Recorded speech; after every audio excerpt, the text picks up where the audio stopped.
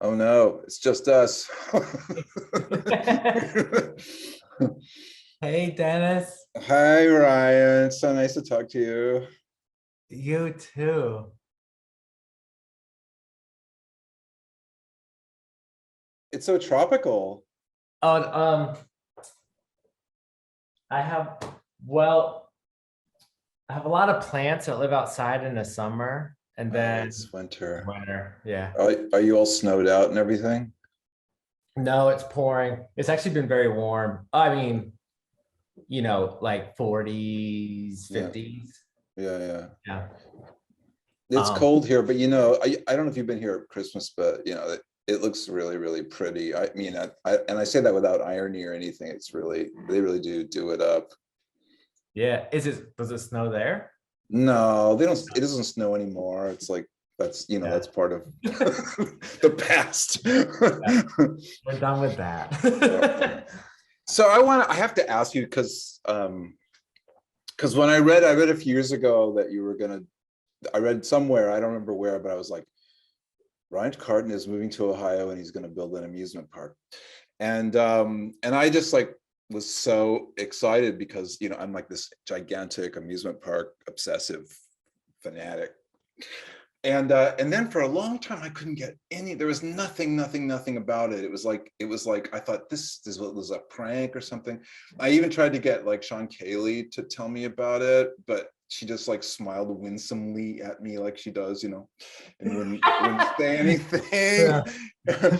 So then this is really like when we had this opportunity to talk is like, I mean, part of it was like, oh, I can finally figure out what this music park is. So then now you sent me all that stuff, and I hadn't seen Weatherline or anything before you sent it, and it's so completely not what I had imagined, yet it's so completely mind blowing.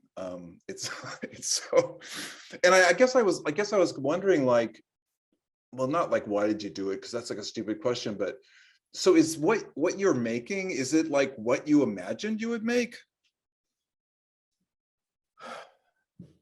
Like on the land or? Yeah, I mean, when you were like in LA or whatever, and you were arranging all this Oh, stuff, yeah. you know, Well, and you so wanted to, is this what you wanted to make, what you made? Well, um, I don't think anything I ever make is what I wanted to make.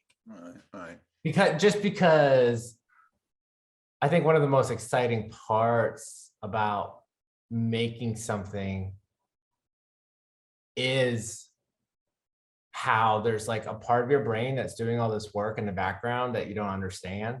Yeah. And then that like sort of like comes forward and like takes over, and then you like discover what you actually want to make, and oftentimes it's different than the whatever the frame or window was that you jumped in with. Sure. But like Lizzie Fitch and I were and Rhea Pastor, her wife, about to be wife, they the three of us, like, we were about to move to Houston, Texas, and then my brother called us and was like, the land that we always trespass on when you guys visit just went up for sale. And we always said, like, if this ever goes up for sale, let us know, Right. And we were just like, all of our ideas about building an amusement park eventually, we were like, oh, we could do it because the land here is unincorporated. And so you don't have to apply for any permits. I mean, you have to work with the EPA, but other than that, there's no permit process. You can build whatever you want. Yeah. And so we decided to move here.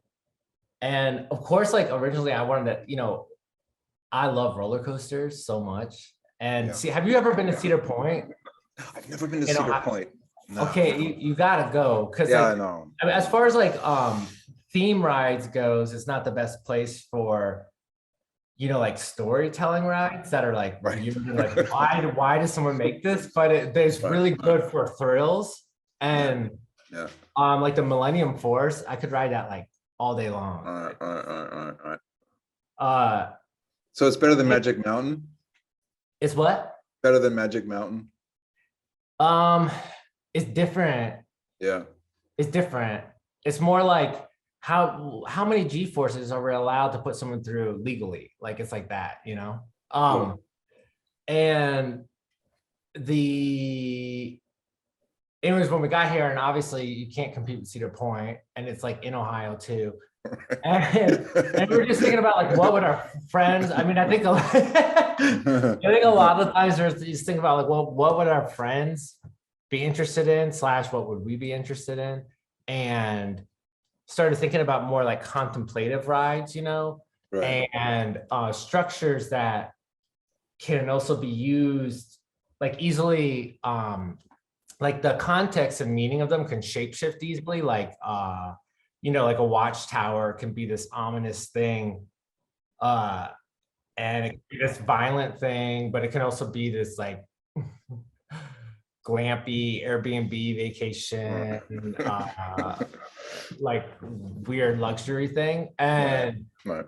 and just like the way you set dress it and what you wear up there changes the meaning and how it's like approached and accessed. And so we just started thinking about things like that, and just slowly we just want to like grow, you know, that Winchester mansion place, Sure. how they just kept building. Yeah. It's like that, except for we're not trying to trap ghosts, you know. Right. Maybe we are, but that's like a side afterthought. Well, on your map, I did see coaster tracks. I got kind of excited. It was at one point. Well, yeah, we did sculpt. We sculpted. Well, my brother did, because he knows how to do that stuff. Right. Sculpted crazy paths through the woods where the goal was to not chop down any trees. So the paths are like really weird and windy, and they go steep and tons of excessive amount of curves. And we got this all-terrain vehicle that can handle them really well. And so we drive it like it's a roller coaster. And it is. It's actually a lot scarier because all you got is a seatbelt, and we took the windshield out because it just kept on getting bug splattered. But are you gonna use that in your work? Yeah, we did. Yeah, we are. We shot so much stuff, and we're gonna shoot a lot more. But I recently got obsessed with writing again, and I want to write. The way I was writing scripts sort of changed over time, and now I feel like I don't like to say back because it's not true, you know. But like I feel like I'm going back towards the way I used to write scripts, where it's much more of a full story in a way. Yeah. Is that partly because you rewrite everything? Is that partly because you've at least for now stopped using like heavy layering of animation and things like that, or that make a difference? You mean in the scripting?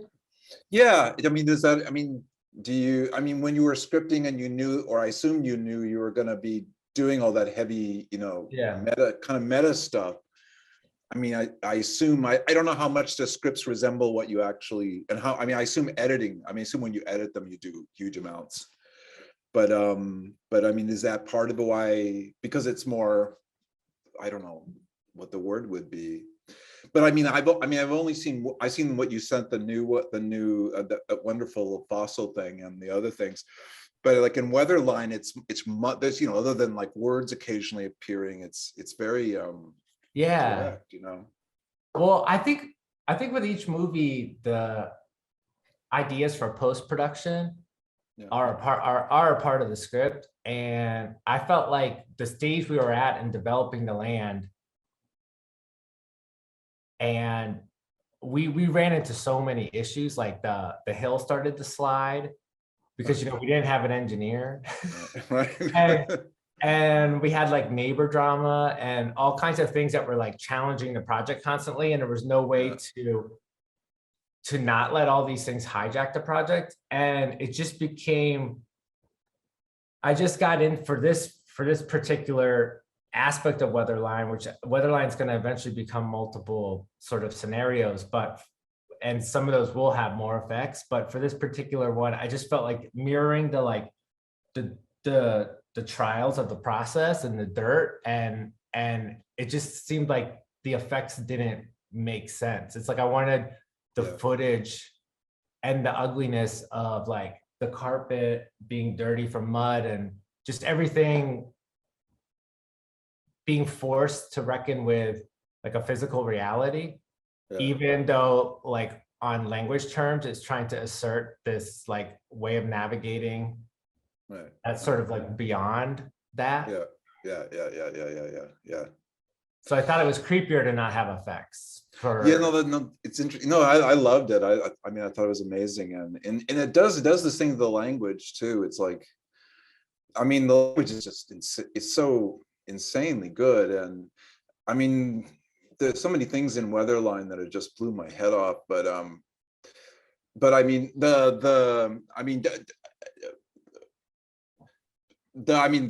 just that monologue with the blank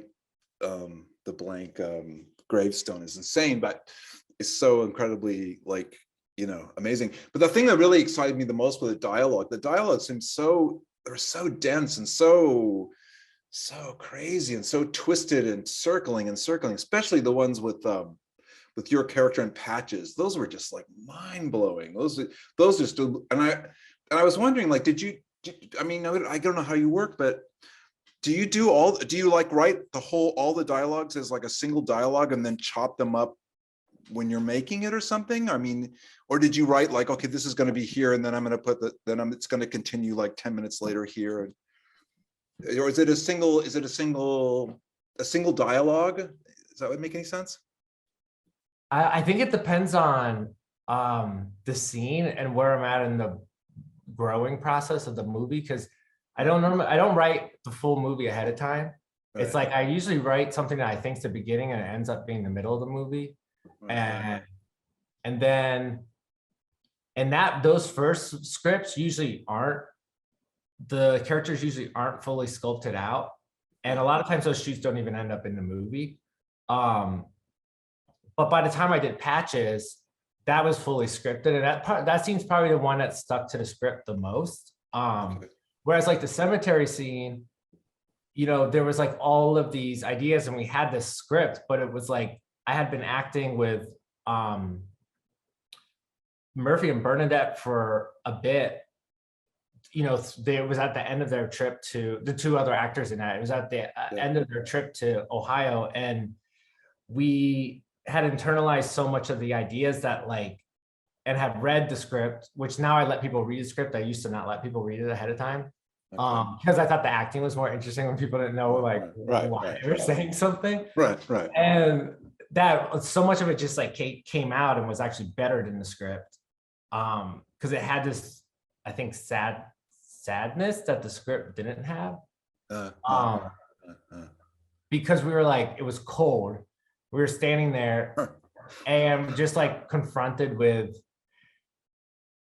the gravestones, and I actually didn't, there was some dialogue about a blank grave, but I actually saw that gravestone and thought it was blank, but I was just looking at the back of it. So like I was like having a real response inside the active behavior, Right. Yeah, you can feel it. Yeah.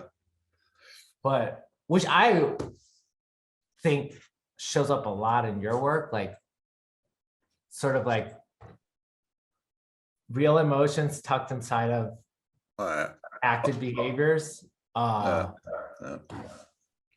This book's beautiful. Oh, thank you. It's so tender. Thank you. I wished. Yeah, thanks. Yeah, well, that one, because it was like, that stuff was just erupting in me when I was writing it, right? So it was all about like not modulating and negotiating it, and like I had to figure out how close can I get to this when I'm writing, do I have to get really far away and be Santa Claus, or do I just like dive in and try to keep the ship moving forward or something. It was super interesting to write, kind of like an amusement park in a weird way. It felt like, I mean, I don't actually remember this game, but Chutes and Ladders, I just remember how it feels. I just I always have to read things 3 times, because the first time it's just like nothing ever, words just are words. I'm like, I don't, it's like a bunch of shapes, but the shapes in this were like like a double container, but then you slid into this like other shape, and it's like, and it definitely felt like I was like traveling through like this ride that was just so, Yeah. I would love to ride this ride. Like at the I'll give you the rights to the material. you're right. It would be a beautiful ride. Oh yeah, I wanted to ask you about the word thank you. Yeah. Impermanent green light. Oh, yeah. I love, well, there's this moment where he's gluing two drawings together, Yeah. and that really stuck in my head as it mirrored to the way each chapter is written in this, where I just feel like it's like there's two, I think I read this weird quote from you that I really loved, where you said that you're like, when you write, it's like mixing sound. Yeah. Music. Yeah. Oh yeah, it makes a lot of sense. And I felt like there's like these two ways of discussing something, or that were like co-inhabiting each other, and the volumes are going up and down. And in this, like for each chapter, but then like maybe there'd be a sleeve, and like at the end it'd be like you just be in the one reality or something. But with the permanent green light, when he was putting those two drawings together, and the way he was obsessed with like exploding himself, and also I guess the drawing on the cover of this. But like, I love how he always says thank you after things. He's like obsessed with it. Like he's so obsessed with it. And I feel like it's like he's like feels so alone but connected in this way where it's like his into connection. And I was wondering like what was that a decision, or did it just like grow? That was pretty written in, but it's like I don't know how you do this, if you do this or not, but I mean, we wrote the script and everything, and then when we cast it, I mean, we kept changing everything because here's this person, and this is the person who's going to be saying these things, and and they have these strengths and weaknesses and stuff. So we changed things to sort of suit the people, So, and with Benjamin, which is this guy, Benjamin's the guy who plays Roman, and he had this quality, and it's like we had to sort of try to bring, we had to try to bring out I don't know, like this kind of sweetness or something in him, and that was hard for him to do. I mean, even though he was a sweet guy. So this kind of excessive politeness ended up being kind of a thing that it was in the script, but we pushed it a lot. Once we started working with him and rehearsing him and stuff, we brought that out a lot. But like, yeah, I mean, it's when he says that, like when there's that scene in the car, which is kind of my favorite scene, when the guy's like, what, you're gonna die, so boy, and you still won't have sex with me, you're gonna die, who cares, right? Yeah. And then he's just like, thank you.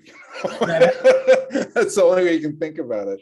I don't know, it's like sweetness, but it's so self-involved, it's so like not paying attention or something. I like that about it. Yeah. Also the fact that he wants people to thank him. He wants his blow up to be so profound that people thank him, which is just like yeah, thank you, whoever you are, or wherever you were, or no, it's yeah. I mean, I liked how in the end shot, I was expecting to then see the flip side, No. And the fact that you don't is like felt like the word thank you was said. Yeah, no, they look really grateful, don't they, at the end? But kind of, yeah. but then there's a couple of people when we've shown it who said like it was a boombox, right? It was a boombox. I'm like, no, it really didn't blow himself up. Like, no, that was a boombox. I think the problem is they didn't believe he really blew himself up. I'm like, okay, well. Oh, I believed it. I thought it was believable. Yeah, he did. Yeah. I mean, not on the set, but he did. Yeah. Oh, cool. Do you rehearse with your people? Rehearse? Yeah. Do you do rehearsals? No, not at all. So how do they know that but they learn the script, right? They have to memorize, or do you let them fool around a bit? Well, it depends on the shoot. But like the And Patches dialogues are already written, right? I mean, those are yeah, all. they're already written. Well, what we do is we shoot like pretty much line by line, you know? So Okay. it's like you're memorizing the line as you learn it. Right. So there's Right. like lots of takes that Right. where the line is not said. And sometimes those are the takes that end up being used. But usually I keep going until the line's said at least once, you know? Yeah. And then there's some people, I mean, everyone, I really like letting people have their own relationship to acting. So it's like, as you work with people over time, particularly like friends, and you start to sort of like grow a dynamic that's unique to them, you know? Yeah. So it's like some people want to act, they don't want any responsibility. And then other people want to sculpt and transform what they're given. Other people want to improv. Some people want to channel. Some people just like can't say a line. It's just like not in them. And it's just always, they're always feeding back like a poetic echo, like a call and response that's like uniquely related and usually better. But it's like, because it's like what they think they heard. And or even if they heard a sentence, it's like what they think is better or more meaningful to them at that moment based on whatever came before. And I like setting up the room and the space like it's a script too, so that people feel like objects have, like they're allowed to conjoin the language in the script to objects in the space and associate freely. So yeah, okay. So you're dealing with all these different people who have all these different rules and things, or lack of rules. Okay, so that's interesting. I mean, you end up wondering, like, is this part improvised, or, you know, I mean, when all the people dance into the field and dance around and leave, I'm like, okay, I guess he probably didn't choreograph that. Yeah. Or the scene where the guy, when he's doing, you know, there's that scene where your character and the other guy do that dance routine. He teaches you the dance routine. Oh, Jacoby, like yeah. That seemed like, oh, I bet that just happened like spontaneously. That just happened. That was Jacoby's idea. So like things like that happen a lot, you know, in the movies where, I mean, I think of the script as really like a platform for other ideas. It's like, I love when people interject and say, oh, wait, let's do this. You know, like I love that. Some of the best, I feel like, character ideas come from a scene completely failing. And then it's like, oh, well, I'll just have someone else play that character. And then all of a sudden you're like, oh, I'll have someone else play that character. It's like, what is it? And it's like, so like the whole concept of like the wardrobe being the identifying factor of a character, I think probably originally came from us failing to shoot a scene and then investigating what it would mean to like have someone else play it, and then be like, oh wait, that's better because it fits with the idea more anyway. And no, it's beautiful how you set that up, like that jogging scene. It's so amazing. That's like, so like in this movie, there's like, I had a couple friends. I'm trying to like move into also having friends direct things. Just like I had friends act and stuff. So David and Solomon from this, they directed the realtor scene. Oh, okay. And it was interesting because like I never shoot the script like literally. I mean, I do, but I don't like the energy that's in the line. I usually avoid it. I feel like I have all these like weird contrarian like hang-ups where I'm like, this line seems like it's supposed to be said angry, so I'm going to say it really happy, or you know what I mean? Or so, but I feel like it was delivered the way it was written. It was so weird to watch because I was like, it's like, what? I was like, and I had my friend Leela Weinreb direct a scene, but I still have to edit that one. Yeah. It's interesting because you can kind of, I mean, you probably know this too, but you can kind of do that with writing too, where you write a sentence and it means something, and then you just do this little tweak so that it actually ends up being like funny instead of sad or something, Yeah. or the opposite, is even better when something's happy and you just tweak it so it's like really tragic or something. I love, that's my favorite part. I mean, editing, I like writing, but I really don't like, I like editing. I mean, I don't know how much you edit, but I'll just like Yes. get this out, and then I'm just like, oh, and then I just play with it for years, you know. Yeah. That's my favorite part is like second, third, fourth, fifth draft. I hate Exactly. the first draft's like, I hate it actually. Yeah. It's like I mean, even with like doing things like this, I'm always like, can we do it 3 times? Because Yeah. like first time, what? Yeah. I like in the James Terrell section, the Yeah. way which is so funny. I wonder if he's read it. I'd be really surprised, but maybe. Well, I think it's hilarious how you did say I love and disrespect this thing so much. Right. That, I was like, oh shit, I feel called out. I'm doing that here. All right. Maybe it's not a creator, but I'm like, I fucked up that hillside. Yeah. No. Yeah, but you're not, apprehending light to whatever your eyesight or whatever the fuck. And I want to leave the woods, like, Yeah. it's No, you're. And we got the first people that were here, Adina. We got the mounds registered, so because there's 2 mounds on the land, yeah. So they can't ever be. Oh, is that where that whole thing you have the whole thing about like I'm registered in the. Oh yeah, that's kind of where at first I started thinking, it's like sometimes you read articles about people like preserving things. Yeah. And I'm like, that sounds violent to me, to preserve something. Like the whole concept of like, in a yearbook and high school when people write stay the same, never change. Yeah. You're like, what? Why would you wish that on anyone? That's crazy. And then I was just like sometimes like when you read like an anthropology article or something and you're like, I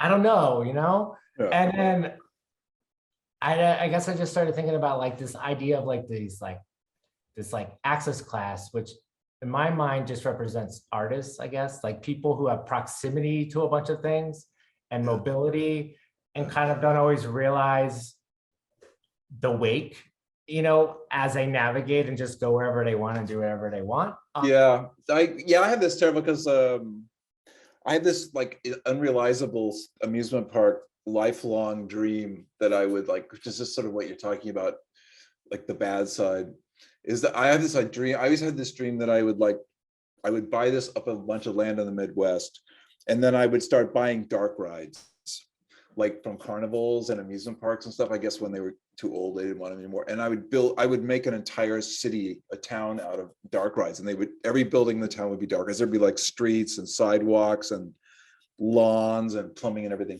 but every single building in the town had to be a dark ride. So whether you like where you lived or whether it was like the mayor's office or like the Starbucks or a restaurant, it would all be dark rides. And then people could come and live there, and you probably have to pay them to live there, but they could come and live there, but they couldn't change the dark ride. They had to live or work their business in the dark ride. So that was like my dream. I love that. Yeah, no, it would be so nice, but it would be, it would be really fascist or something. Yeah. Well, there's abandoned coal mining towns that just are abandoned. Yeah, I know. You should get one out here because then it could conjoin with what we're doing. Yeah, I know, we should do it. I know, but it costs so much money. All those dark rides are not cheap, Yeah. And also the maintenance on them is like, oh, you know what I mean? The maintenance on them is insane. So, but I do love dark. And you just imagine that's a street that it's just nothing but dark rides. Like for miles, just seems so beautiful. It would be. Yeah. And you can steal that idea if you can get somebody to give you enough money. Go ahead and do it. Thank you. You can put a little statue of me in the town. No, yeah. That would be cool. That's I'd be fine with that. I do want my hope here is to have like rides by different friends, whatever ride means to them. Right. Like my friend Precious, we were gonna take a class in grafting trees and then make like a Frankenstein forest. Oh, nice. And I'd consider that a ride, but you know, it's Nice. not, you don't get it. But it's like certain trees have so many different kinds in their species group that can be grafted to one tree, and it'd just be, I don't know, you can make a really cryptic forest that's beautiful. Oh, I mean, it sounds amazing. Sounds amazing. I'd totally do it. Wow. So how long, you're gonna do this forever, right? I mean, I assume you're there for life or something, right? No, I mean, the idea is that, like, as of now, is that it's something we're just going to slowly grow throughout our lives, like not necessarily like be here all the time, but you know, just have it as this home base thing that friends can live on as we build more dwelling things when they need a place, and or when they just want to get away. The fun thing about when a group of people are out here is that, you know, there's nothing else like interjecting and being like if you go to New York or LA or something for a particular reason, all these other reasons to be there show up. But if you come out here for a particular reason, that's gonna be the only reason, you know? Right.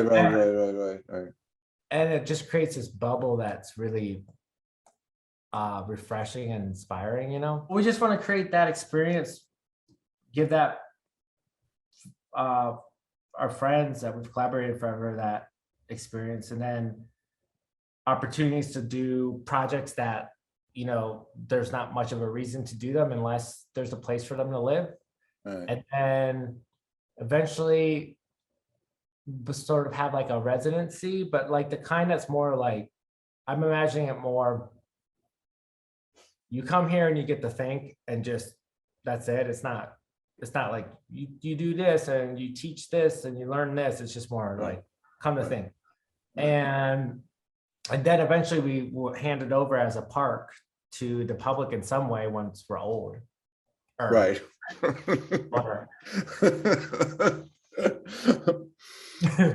it's also because, I mean, because it's like a big movie backlot too, right? I mean, so you could just, if you want to make a work that's not based in one of the locations that you've already built, you just build it there. You don't have to go to New York or something, right? I mean, yeah, well, that was one of the original ideas for, we always had this dream of making an amusement park, and then we started thinking about all the sets that we've made that just got trashed because, I mean, trashed because we trashed them, but then also we were renting, so we actually had to get rid of them. Like the set we made in Burbank was amazing, and we just had to rip it all apart. And then we're like, all that money, because we put everything we get, we put it into the art.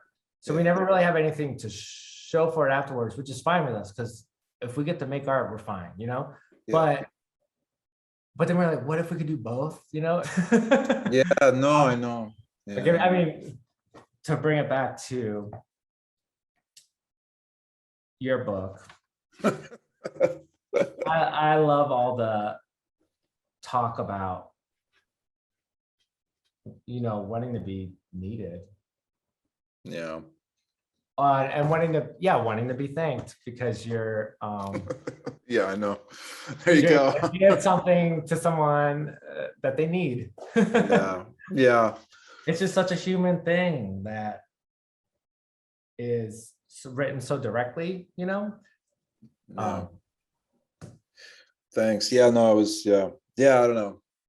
It was weird because, I mean, he's like really, like, you know, my whole life mostly he's been like this thing, this kind of force or something. So so it was like really is super complicated and difficult to actually deal with him with that stuff. So and I wrote a whole novel, like I say in there, I wrote a whole novel that I threw away because it just didn't work at all. And it was just like really chronological, you know. It was just like I met him and then knowing him and then finding he killed himself. It just didn't work. That's why I had to sort of throw it out and start riffing, you know, like I did, riffing on different things. But anyway, it was really, I don't know. It was like, you know, why, I mean, you know, maybe like when you do work or something, it's just like, if I'm going to do it, I'm going to really, if I'm going to write a personal book, because I wanted to write a personal book, because I never wrote a personal book, because I just was never really interested in like talking about myself or something. I thought, you know, you have to go like totally into the darkest place or something to do it. So yeah. So it was intense, but fun, but intense. Yeah. I was just gonna say, you know, the Santa Claus part. After, I mean, I loved it, and after reading that for the third time, I started to think about.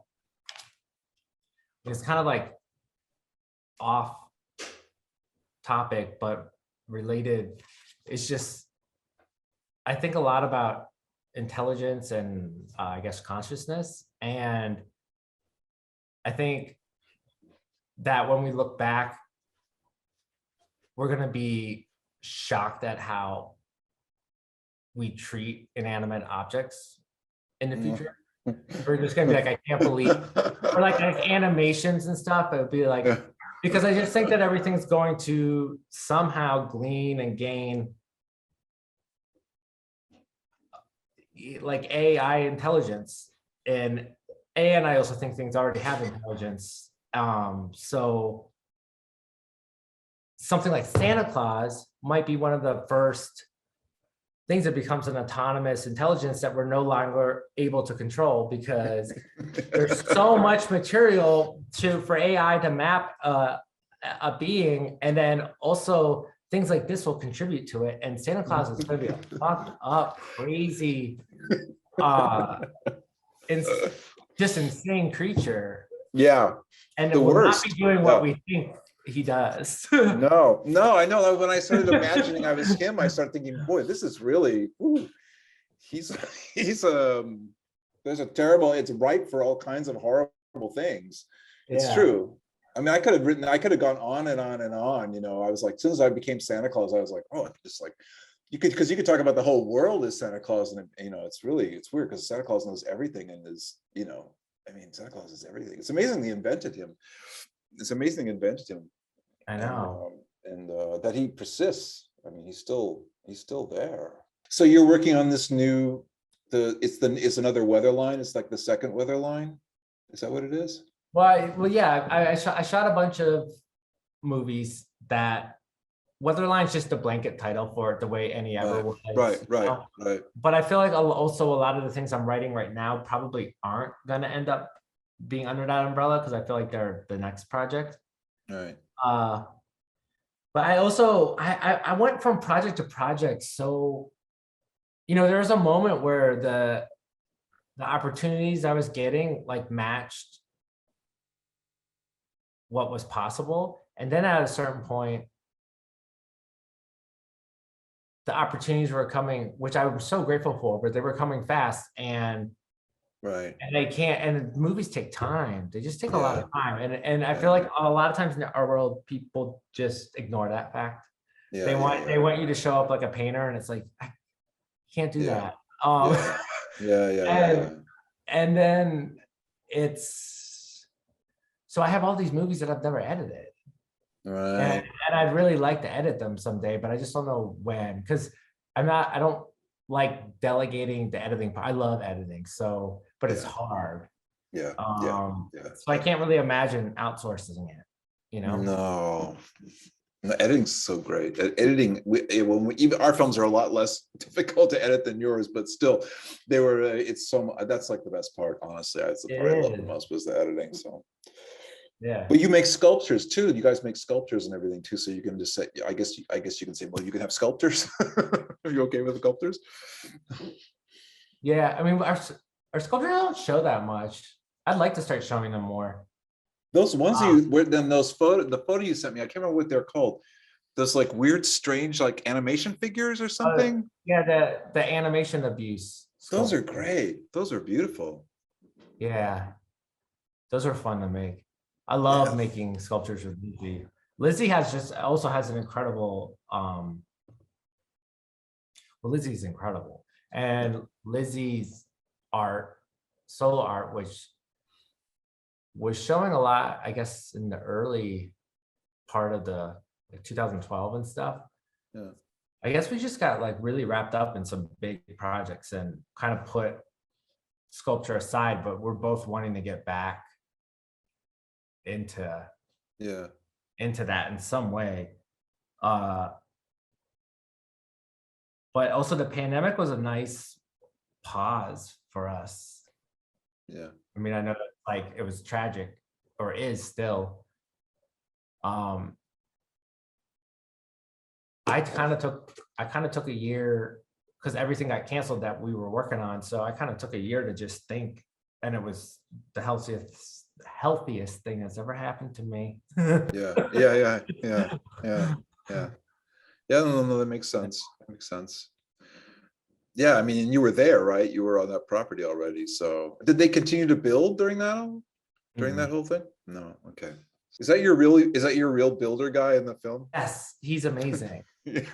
I love him so much. His name's Rankin. Okay. And he's my brother's friend, and we met him through my brother, and he's an incredible tour guide. Like he loves showing people things that he loves. And the things that he loves are like wild. They're like he starts fishing at 3 a.m., and we'll fish until 10 a.m. And he'll put you in like a boat that's like has a hole in it. And he's just so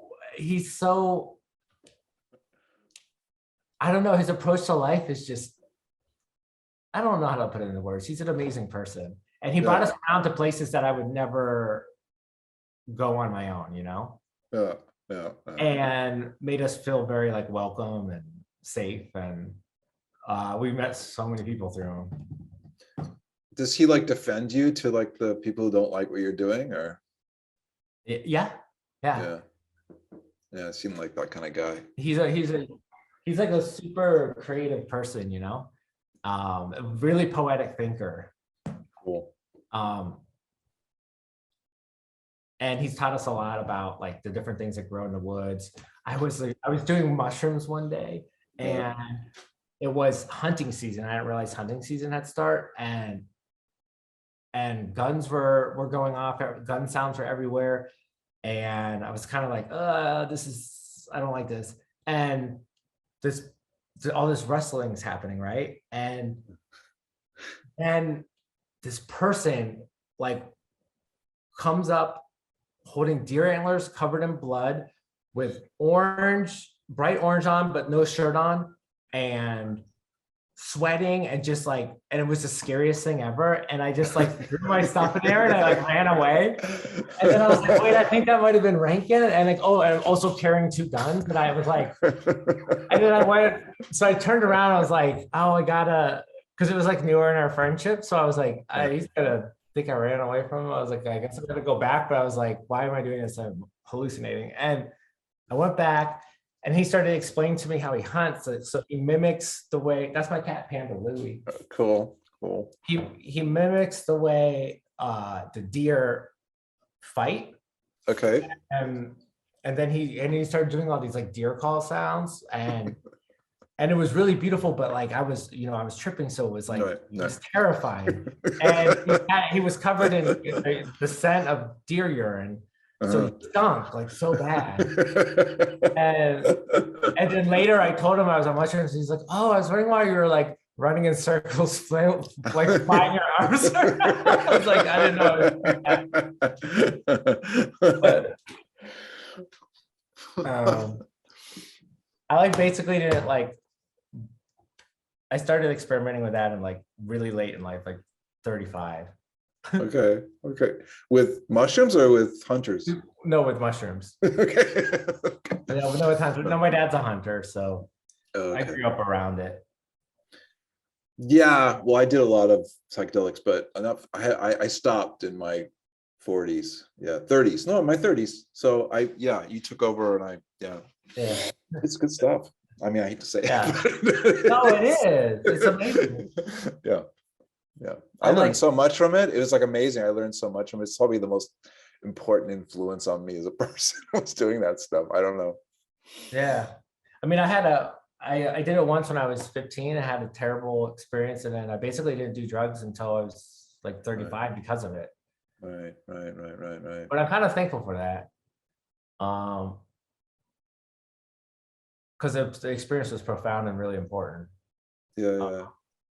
But I'm also thankful I was able to approach psychedelics from a different place now, because I do think they're essential. I think everyone should have a moment in their life with them.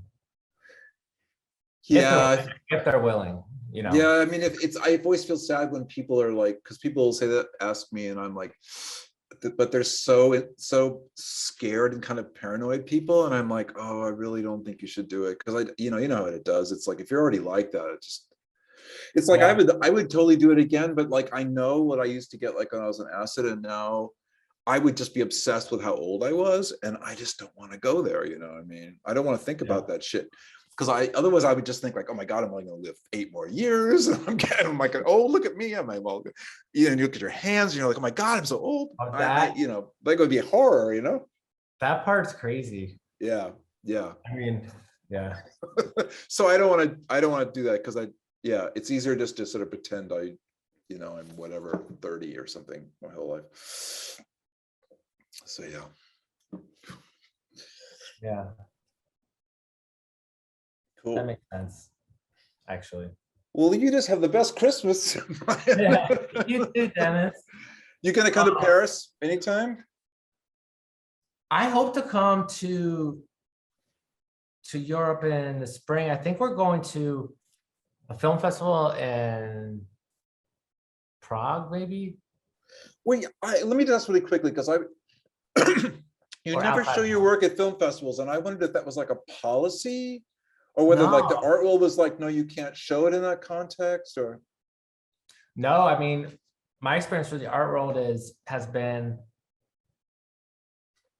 very, very much, people seem to embrace when there's crossover and opportunities to do that. I just haven't I haven't searched for those opportunities, and not many of them have come to me, you know. Right.